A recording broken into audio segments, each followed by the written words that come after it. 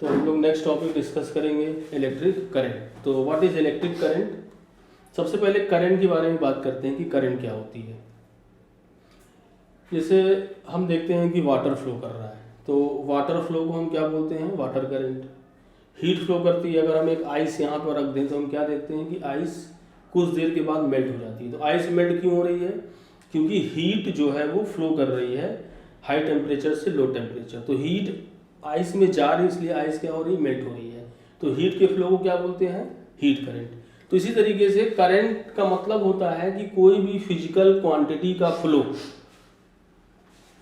को हम करंट कहते हैं। Flow of physical quantity is called current. अब यहाँ पे अगर इलेक्ट्रिक करंट की बात करें तो जो चार्ज का फ्लो है, flow of charge is called current.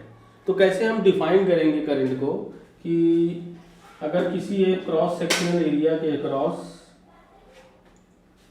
Charge flow कर रहा है, क्यू चार्ज फ्लो कर रहा है और टी टाइम में, तो ये यूनिट टाइम में जितना चार्ज फ्लो करेगा उसको हम क्या बोलेंगे? Electric current. तो इलेक्ट्रिक करंट का मतलब क्या हुआ कि flow of charge in unit time across any cross sectional area is called electric current. Okay, तो ये हो गया करंट। या हम ऐसे ही बोल सकते हैं कि rate of flow of charge across any cross sectional area is called current. तो अगर चार्ज क्यू टी टाइम में फ्लो कर रहा है तो करंट क्या हो जाएगी? What is current? करंट को आई से दिखाएंगे। तो क्यू चार्ज टी टाइम में फ्लो कर रहा है तो यूनिट टाइम में कितना चार्ज फ्लो करेगा? Q upon T. तो करंट को हम डिफाइन करेंगे Q upon T. Per unit time में जितना चार्ज फ्लो करेगा उसी को हम क्या बोलेंगे? करंट। तो I equal to Q upon T. अब इसकी यूनिट की बात करें तो यूनिट क्या हो जाएगी? देखो, इसकी यूनिट जो है एसआई सिस्टम में ये फंडामेंटल यूनिट है। तो unit of current, unit of current is ampere. इसको ए से दिखाते हैं। Unit of current is ampere, it is fundamental unit. ये क्या है? एक फंडामेंटल यूनिट है। ओके, और इसी तरीके से अगर हम Q निकालना हो तो हम क्या लिखेंगे? I into T. I का मतलब अगर हम 1 एम्पियर लें और T क्या ले लें? 1 सेकेंड, तो चार्ज क्या हो जाएगा? 1 कूलाम हो जाएगा। यानी कि अगर 1 एम्पियर की करंट 1 सेकेंड के लिए फ्लो करेगी तो 1 कूलाम चार्ज फ्लो करेगा। ओके, तो ये करंट हो गया। अब ये फार्मूला है। अब करंट की डायरेक्शन, करंट में मैग्नीट्यूड भी होता है और डायरेक्शन भी होती है, लेकिन करंट में डायरेक्शन तो होती है लेकिन इसको हम वेक्टर क्वांटिटी नहीं बोलते हैं। नहीं बोलने का रीजन ये है कि इसको हम वेक्टर की तरह ऐड नहीं कर सकते हैं। ये ऐड जो है वो स्केलर की तरह ही होती है, इसलिए हम इसको स्केलर क्वांटिटी बोलते हैं। तो करंट की डायरेक्शन की अगर हम बात करें तो करंट की डायरेक्शन, जब असल में अगर हम एक सॉलिड वायर है, कंडक्टिंग वायर है, इसमें अगर करंट फ्लो कर रही है तो चार्ज फ्लो कर रहा है। तो कौन सा चार्ज फ्लो करता है इसमें? तो एक्चुअली में जो कंडक्टिंग वायर होता है तो इसमें बहुत सारे फ्री इलेक्ट्रॉन होते हैं। तो बहुत सारे फ्री इलेक्ट्रॉन के फ्लो की वजह से करंट फ्लो करती है। ठीक है, तो लेकिन जब करंट इस्टेब्लिश, करंट के बारे में हम लोगों ने जाना तो उस समय हम लोग फ्री इलेक्ट्रॉन के बारे में नहीं जानते थे, केवल करंट के बारे में ही जानते थे। तो करंट को हम लोग ने, अगर इलेक्ट्रॉन इधर फ्लो कर रहा है, ये इलेक्ट्रॉन मान लीजिए इधर फ्लो कर रहा है जिसकी वजह से करंट फ्लो कर रही है, तो करंट की डायरेक्शन हम इलेक्ट्रॉन फ्लो के अपोजिट लेते हैं। तो this is the direction of current. तो direction of current is opposite to the direction of free electron. Okay, ये हमारी कन्वेंशन डायरेक्शन है करंट की। Opposite to the direction of electron, या ये कह सकते हैं इलेक्ट्रॉन क्या है? निगेटिव चार्ज है। तो अगर इलेक्ट्रॉन निगेटिव चार्ज है तो हम ये कह सकते हैं कि direction of current is the along the direction of flow of positive charge, ये बोल सकते हैं। या ये बोल सकते हैं opposite to the flow of negative charge. तो direction of current is along the flow of positive charge. Okay, clear? तो जिस तरफ पॉजिटिव चार्ज फ्लो करेगा करंट की डायरेक्शन उसी डायरेक्शन में होगी। क्लियर ये बात? चलो, अब हम थोड़ा सा करंट की डायरेक्शन को लेके कुछ और डिस्कस करते हैं, थोड़ा सा और क्लियर हो जाए डायरेक्शन को लेकर के। जैसे ये क्रॉस सेक्शनल एरिया है, इसमें इस डायरेक्शन में 2 कूलम का चार्ज फ्लो कर रहा है और इसके अपोजिट डायरेक्शन में -1 कूलम का चार्ज फ्लो कर रहा है। और ये जो चार्ज फ्लो कर रहा है, ये चार्ज 2 सेकेंड में फ्लो कर रहा है। तो we have to find the total current. तो क्या आंसर होगा? एक करंट तो इस 2 कूलम चार्ज की वजह से फ्लो कर रही है और एक करंट -1 कूलम चार्ज की वजह से फ्लो कर रही है। अब 2 कूलम चार्ज की वजह से जो करंट होगा उसको हम लिखेंगे I1। तो what is the value of I1? I1 is the 2 coulomb upon 2 second equal to 1 ampere. ये करंट की क्या हो गई? 1 एम्पियर हो गई। इसकी डायरेक्शन क्या होगी? I1 की डायरेक्शन क्या होगी? हमने क्या बताया था? Direction of current is along the flow of positive charge. ये जो 2 कूलम का चार्ज है, ये क्या है? पॉजिटिव है कि नेगेटिव है? पॉजिटिव है। अगर ये पॉजिटिव चार्ज है तो ये पॉजिटिव चार्ज इधर फ्लो कर रहा है, तो करंट भी किधर फ्लो करेगी? इधर फ्लो करेगी। तो ये राइट डायरेक्शन में हो गई I1 की डायरेक्शन। अब बात करते हैं -1 कूलम की वजह से करंट। तो I2 क्या हो गई? I2 is 1 coulomb upon 2 second. ये क्या हो गया? 0.5 एम्पियर। इसकी डायरेक्शन क्या होगी? ये कौन सा चार्ज है? नेगेटिव चार्ज है। तो नेगेटिव करंट की डायरेक्शन क्या थी? Along the flow of positive charge या along the flow of opposite to the along the opposite to the flow of negative charge. तो नेगेटिव चार्ज इधर फ्लो कर रहा है तो करंट की डायरेक्शन इसकी वजह से किधर होगी? अपोजिट होगी। तो दोनों करंट की डायरेक्शन सेम है, तो नेट करंट क्या हो जाएगी? I1 प्लस I2, यानी कि 1 plus 0.5 equal to 1.5 ampere. This is the total current. बात समझ में आ गई? कुछ बच्चे लोग इस बात के लिए कंफ्यूज हुए होंगे कि इसकी वजह से करंट 1 एम्पियर, इसकी वजह से -0.5 एम्पियर। टोटल करंट क्या होगी? 1 minus 0.5 ampere equal to 0.5 ampere. तो ये मिस्टेक आप लोगों से नहीं होनी चाहिए। आप एक साथ, हम माइनस नहीं रखेंगे यहाँ पे, हम यहाँ पे माइनस नहीं रखेंगे। हम करंट निकालते समय केवल चार्ज का मैग्नीट्यूड रखेंगे, फिर उसके बाद उसकी डायरेक्शन देखेंगे। अगर दोनों करंट की डायरेक्शन सेम है तो ऐड होगा, अपोजिट है तो सब्ट्रैक्ट होगा। अगर -1 की जगह +1 कर देते हैं तब ये करंट की डायरेक्शन क्या होती? तब ये पॉजिटिव चार्ज हो जाता, तो इधर फ्लो कर रहा है तो करंट इधर हो जाती। तब I1 और I2 क्या होती है? अपोजिट डायरेक्शन में होते। तब नेट करंट क्या हो जाती? 1 minus 0.5 equal to 0.5 ampere. Okay, clear? चलिए, तो ये करंट के बारे में था। डायरेक्शन इस तरीके से हम लोग निकाल सकते हैं।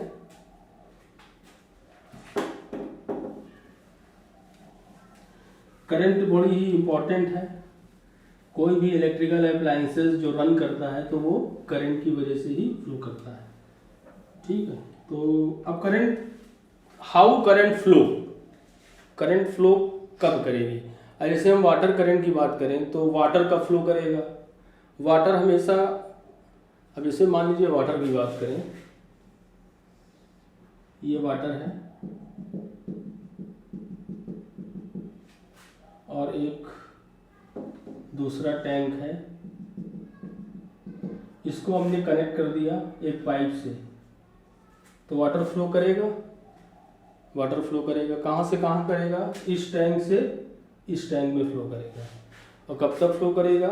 जब तक वाटर का हाइट लेवल क्या ना हो जाए, इक्वल ना हो जाए। तो हम क्या देख रहे हैं कि वाटर कहाँ से कहाँ फ्लो कर रहा है? Water flows from high height to low height till height difference become 0 और हाइट लेवल्स बिकम सेम।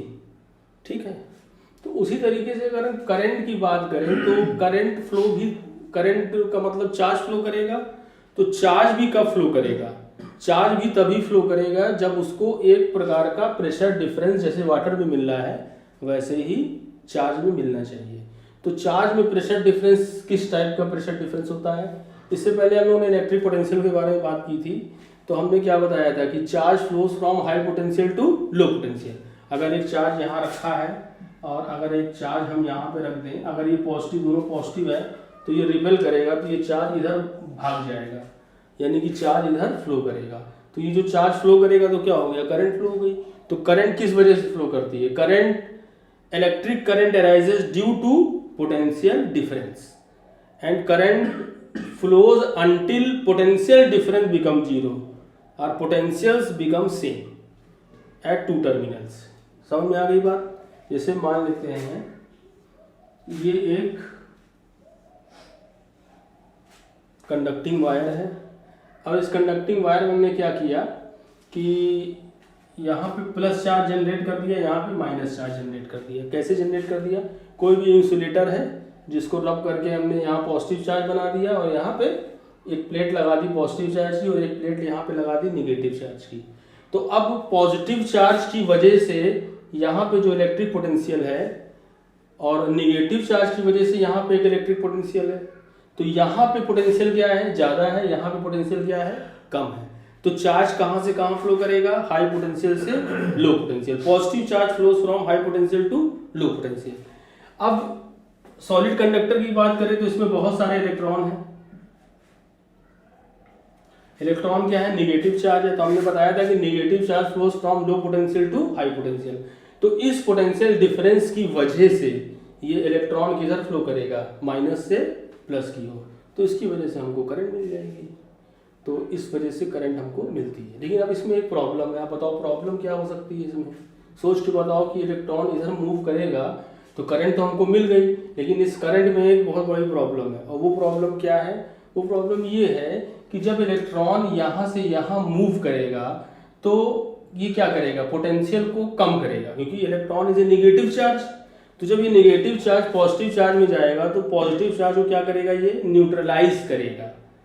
तो धीरे धीरे क्या हो जाएगा, यहाँ पे पॉजिटिव चार्ज कम होने लगेगा, यहाँ पे नेगेटिव चार्ज भी कम होने लगेगा। कम होने लगेगा मतलब नेगेटिव चार्ज जीरो की ओर जाएगा। नेगेटिव से जीरो जाने का मतलब तो इन द सेंस बढ़ने की बात होती है, लेकिन हम केवल मैग्नीट्यूड की अगर बात करें तो यहाँ पे नेगेटिव कम हो रहा है, यहाँ पे पॉजिटिव कम हो रहा है। तो बहुत ही थोड़े टाइम के बाद, यानी कि with in A second it becomes zero, यहां से गायब हो जाएगा। तो पोटेंशियल डिफरेंस वेनिसेस, और जब पोटेंशियल डिफरेंस खत्म हो जाएगा तो इलेक्ट्रॉन का फ्लो क्या हो जाएगा, रुक जाएगा। और इलेक्ट्रॉन का फ्लो रुक जाएगा तो करंट स्टॉप हो जाएगी। तो एक मोमेंटरी करंट फ्लो करती है। लेकिन हमको मोमेंटरी करंट से कोई मतलब नहीं है। अगर हम इस स्विच को ऑन करें, फैन चल जाए, तो फैन चलेगा तो कितनी, अगर हम ये पोटेंशियल यहाँ पे डेवलप कर दें और फैन चलेगा तो फैन एक सेकंड के लिए चलेगा, फिर बंद हो जाएगा। क्यों, क्योंकि करंट क्या हो जाएगी, स्टॉप हो जाएगी, पोटेंशियल डिफरेंस तुरंत गायब हो जाएगा। तो हमको एक ऐसी डिवाइस चाहिए जो कांस्टेंट पोटेंशियल डिफरेंस को मेंटेन करे। तो that device is known as cell और बैटरी। अगर हम इसको एक सेल या बैटरी से कनेक्ट कर दें तो सेल या बैटरी में दो प्लेट होती है। एक प्लेट को हम पॉजिटिव से दिखाते हैं, दूसरे को निगेटिव से दिखाते हैं। पॉजिटिव वाले प्लेट हाईयर पोटेंशियल होता है और निगेटिव वाला प्लेट लोअर पोटेंशियल होता है। तो इस पॉजिटिव प्लेट की वजह से यहाँ हाईयर पोटेंशियल हो जाएगा और निगेटिव प्लेट की वजह से यहाँ लोअर पोटेंशियल हो जाएगा और फिर करंट फ्लो करने लगेगी। अब क्वेश्चन ये है कि भाई यहाँ पे बैटरी लगा दिया है, करंट फ्लो, इलेक्ट्रॉन फ्लो कर रहा है, तो इलेक्ट्रॉन तो न्यूट्रलाइज कर रहा है, इलेक्ट्रॉन न्यूट्रलाइज कर रहा है, लेकिन ये बैटरी क्या कर रही है, ये बैटरी लगातार चार्ज को प्रोड्यूस कर रही है। जैसे जैसे ये चार्ज कम होता जाएगा, ये चार्ज क्या करता जाएगा, प्रोवाइड करता जाएगा और कांस्टेंट पोटेंशियल डिफरेंस बना रहेगा।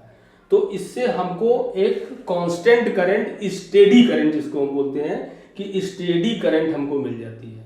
तो इलेक्ट्रिक सेल और electric battery is a device which maintains the constant potential difference across the conductor so that steady current flows through the conductor. बात समझ में आई। तो स्टेडी करंट के लिए हमें एक डिवाइस लगानी है, उस डिवाइस को हम क्या बोलते हैं, इलेक्ट्रिक सेल या इलेक्ट्रिक बैटरी। समझ में आ गई बात किस तरीके से करंट फ्लो करेगी। अब एक एग्जांपल देखते हैं। एग्जाम्पल में हमारे पास फार्मूला है I = Q/T, उसी से रिलेटेड क्वेश्चन हम लोग बन सकते हैं। अब इसे मान लेते हैं कि कोई वायर में 2 एम्पियर की करंट फ्लो कर रही है, 3 सेकेंड तक फ्लो करी। तो हमें बताना है कितना चार्ज फ्लो किया। सिंपल है, कोई दिक्कत नहीं है। फार्मूला हमारे पास क्या है, I/Q/Q/T। I कितना है 2 और Q कितना है, Q निकालना है, और T कितना है 3 सेकेंड, तो Q क्या आ गया 6 कूलम। तो 3 सेकेंड में 6 कूलम चार्ज फ्लो करेगा। तो इस तरीके से क्वेश्चन बन सकते हैं करंट के। तो ये था इलेक्ट्रिक करंट। अब नेक्स्ट टॉपिक है how current flows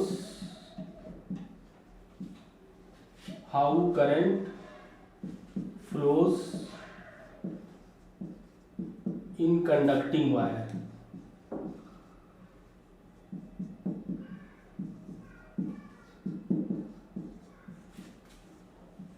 how current flows in conducting wire, conducting wire में करंट कैसे फ्लो करता है।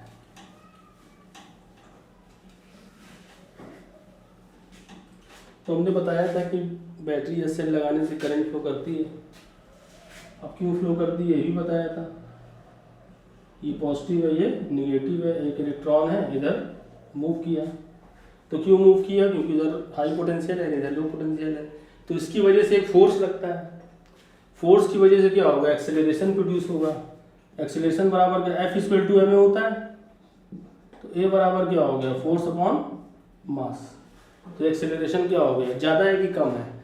मास क्या है, बहुत कम है। इलेक्ट्रॉन का मास कितना होता है 9.1 इंटू 10⁻³ किलोग्राम।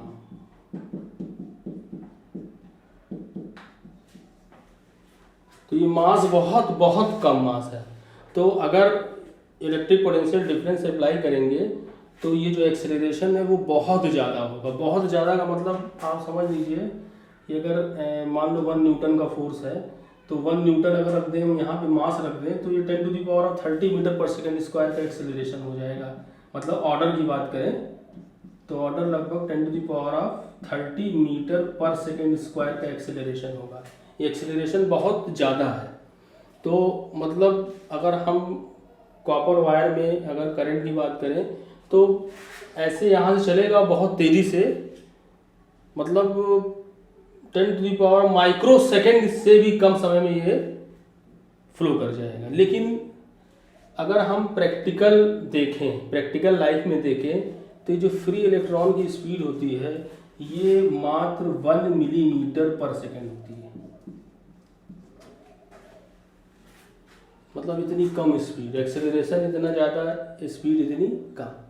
तो ये कैसे हो रहा है इसको समझने की कोशिश करेंगे। अब देखो, अगर हम कंडक्टिंग वायर की बात करें तो इसमें क्या है, बहुत सारे फ्री इलेक्ट्रॉन्स हैं। बहुत सारे फ्री इलेक्ट्रॉन्स एटम से आए हैं, तो इसमें बहुत सारे एटम भी हैं।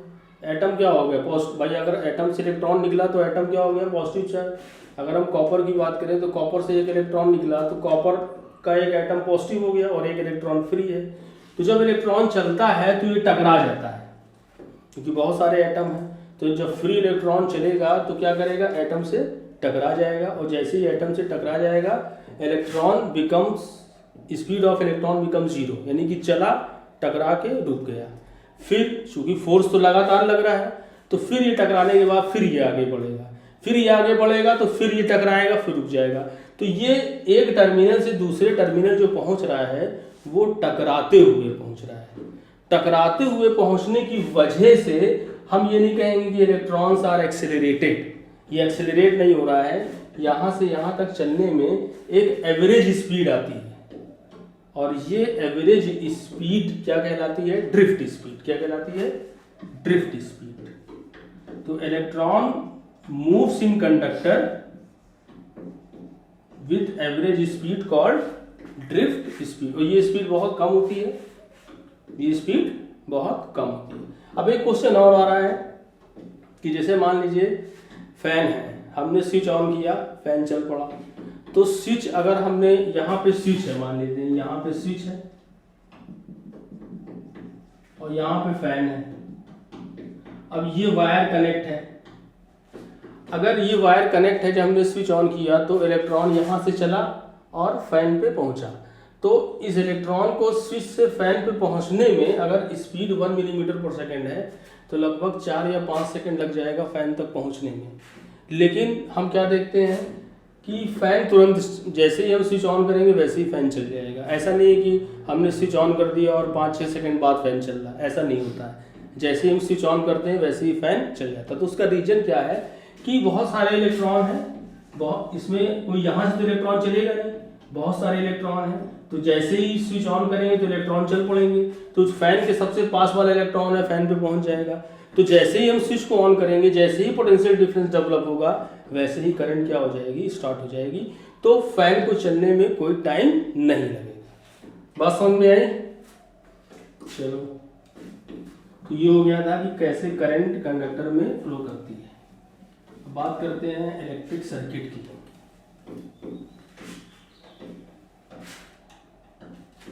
इलेक्ट्रिक सर्किट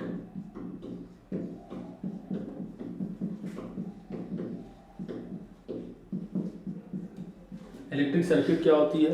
अब इसे मानो हमारे पास एक बल्ब है, एक बैटरी है और एक स्विच है, हमें उसको जलाना है। तो हम क्या करेंगे, ये बल्ब लेंगे, ये बल्ब है, ये होल्डर है, इसमें 2 टर्मिनल है, इसमें हम कॉपर का कनेक्टिंग वायर लगाएंगे और फिर इसको एक सेल से कनेक्ट कर देंगे, एक स्विच लगा देंगे, प्लग की है, ये प्लग की भी हो सकती है, स्विच भी हो सकता है, और ये इस तरीके से लगा दिया। स्विच को जैसे ही ऑन किया बल्ब जलने लगा। तो ये जो हमने बनाया है इसको बोलते हैं electric circuit. What is electric circuit? Electric circuit एक क्लोज्ड पाथ है जिसमें इलेक्ट्रिकल एलिमेंट कनेक्टेड होते हैं। इलेक्ट्रिक सर्किट एक क्लोज्ड पाथ है जिसमें इलेक्ट्रिकल एलिमेंट कनेक्टेड होते हैं और इसमें करंट फ्लो कर सकती है, that is known as electric circuit. Electric circuit 2 type के होंगे, open electric circuit and closed electric circuit. अगर इस स्विच को हटा दें तो ये सर्किट क्या हो जाएगा, ओपन हो जाएगा, करंट फ्लो नहीं करेगी, तो ये क्या हो जाएगा, ओपन सर्किट हो जाएगा। अगर हम स्विच को क्लोज कर देंगे तो यहाँ पे करंट फ्लो करने लगेगी, तो इसको क्या बोलेंगे, क्लोज सर्किट। तो what is electric circuit? Electric circuit is a closed path in which electrical elements are connected and current can flow, is known as electric circuit. Okay, अब इलेक्ट्रिक सर्किट की अगर हम बात करें तो इलेक्ट्रिक सर्किट में बहुत सारे इलेक्ट्रिकल कंपोनेंट जुड़ेंगे। बल्ब जुड़ सकता है, फैन जुड़ सकता है, रेफ्रिजरेटर, एयर कंडीशनर। तो अब सबको बना बना के तो हम लिख नहीं सकते, तो इसके लिए हम सर्किट डायग्राम की बात करेंगे।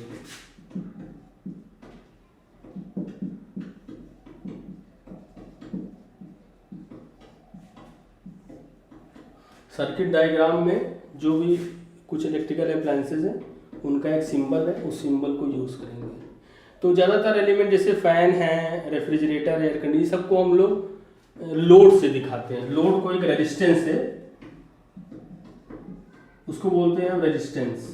रेजिस्टेंस का मतलब कि ये एनर्जी को कंज्यूम करता है, यानी कि रेजिस्ट करता है करंट को, इसलिए इसको बोलते हैं रेजिस्टेंस। रेजिस्टेंस के बारे में और डिटेल में हम लोग नेक्स्ट टॉपिक में पढ़ेंगे। और इसका सिंबल ये होगा, ये रेजिस्टेंस हो गया।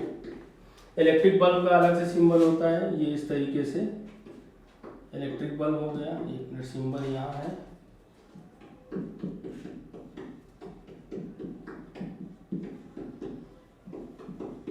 और क्या है, सेल है। सेल का सिंबल है एक बड़ी लाइन और एक छोटी लाइन। बड़ी वाली लाइन को पॉजिटिव लिखेंगे और ये निगेटिव। देखो पॉजिटिव निगेटिव का मतलब ये नहीं कि इसका पोटेंशियल निगेटिव है, इसका पोटेंशियल पॉजिटिव है। ये हायर पोटेंशियल है, ये लोअर पोटेंशियल है। समझ में आ रही बात? जैसे मान लेते हैं सेल है, 6 वोल्ट का सेल है, तो 6 वोल्ट की सेल का मतलब क्या होगा कि इसका ये कितना पोटेंशियल डिफरेंस डेवलप करेगा, 6 वोल्ट। 6 वोल्ट का मतलब कि ये जो 2 प्लेट है, ये 2 टर्मिनल है, इनके बीच का पोटेंशियल डिफरेंस क्या है, 6 वोल्ट है। अगर हम इसको यहाँ 4 कर दें तो यहाँ कितना पोटेंशियल होगा, बताइए आप लोग, यहाँ कितना होगा? देखो दोनों मान लेते हैं, यहाँ हमें नहीं पता, तो ये x मान लेते हैं, तो पोटेंशियल डिफरेंस क्या होगा, 4 माइनस एक्स हुआ कि नहीं हुआ? तो 4 minus x should be equal to 6। तो what is the value of x? x इधर चला गया, 6 को इधर ले गए, तो 4 माइनस 6 इक्वल टू -2। तो x की वैल्यू क्या हो जाएगी, -2। बात समझ में आ रही है? तो माइनस भी हो सकता है, ये प्लस, ये तो डिपेंड करता है कि हम कौन सी रेफरेंस वैल्यू को चूज करना है। डिफरेंस जो है वो जितने वोल्ट की सेल है उतना ही आना चाहिए। बैटरी, बैटरी में क्या होगा, कई सेल कनेक्ट होगी, प्लस माइनस, ये क्या हो गई, बैटरी हो गई। और क्या है, प्लग की, प्लग की में ये ओपन है और ये क्या है, क्लोज्ड है। ये ओपन है, ये क्या है, क्लोज्ड है। क्लोज्ड होगा तो करंट फ्लो करेगी, ओपन होगा तो करंट फ्लो नहीं करेगी। प्लग की हो गया, रेजिस्टेंस हो गया, इलेक्ट्रिक बल्ब हो गया, स्विच, स्विच भी प्लग की और स्विच भी हम लोग यूज कर सकते हैं। ये ओपन स्विच है और ये हो गया रेजिस्टेंस हो गया। और वोल्ट मीटर हम लोगों ने इससे पहले बताया था, तो वोल्ट मीटर का सिंबल ये है। अच्छा, इलेक्ट्रिक करंट मेजर करने के लिए भी हम डिवाइस यूज करते हैं जिसको हम बोलते हैं एमीटर।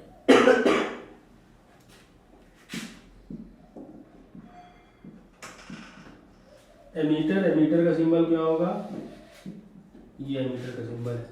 तो एमीटर एक इंस्ट्रूमेंट है। Ammeter is an instrument which is use to measure the current in electric circuit. जहाँ पे यूज करते हैं एमीटर को, उसको हमेशा सीरीज में कनेक्ट करते हैं। सीरीज में कनेक्ट करेंगे तो जो भी करंट इस रेजिस्टेंस के अक्रॉस फ्लो कर रही है उसकी वैल्यू इस एमीटर में आ जाएगी। ठीक है, एमीटर हो गया, वोल्ट मीटर हो गया, switch, plug key, battery, cell, electric bulb, resistance, और एक होता है वेरिएबल रेजिस्टेंस।